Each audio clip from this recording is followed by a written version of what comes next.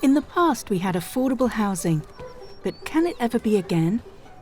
In the 1950s, the average family spent more on clothes than housing. Today, you'd have to buy a whole new wardrobe every month to spend more than you do on rent. How did this happen? It's a complicated story going back decades. One major factor is the sharp decline of social housing, which started in the 1980s with the right to buy. Secure, affordable homes were sold for a discount and not replaced. In the early 2000s, home ownership was moving out of reach. And as the number of social tenants halved, the number of private renters doubled. The housing market became unbalanced.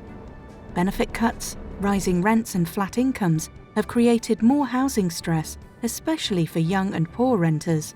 Nearly 5 million households pay over a third of their income in rent. And nearly a quarter of private renters pay over 40%.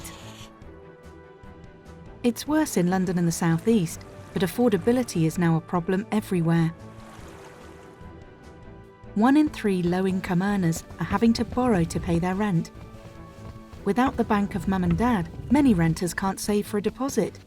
And those really struggling can be pushed into debt or even worse, with eviction from private renting being the main direct cause of homelessness today. In the north, almost a quarter of all homes are poor quality. Not everyone has a housing problem though. Rising house prices have allowed wealthy homeowners to buy up more and larger properties, widening the gap between the housing haves and have-nots. Overcrowding and under-occupation are both rising at the same time. So, what can be done?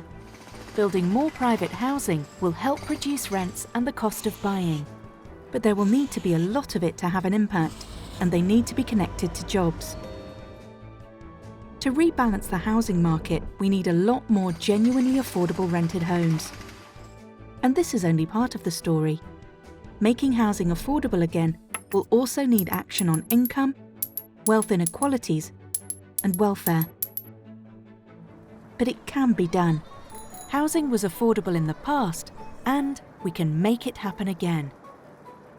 If you want to learn more, visit housingevidence.ac.uk and affordablehousingcommission.org.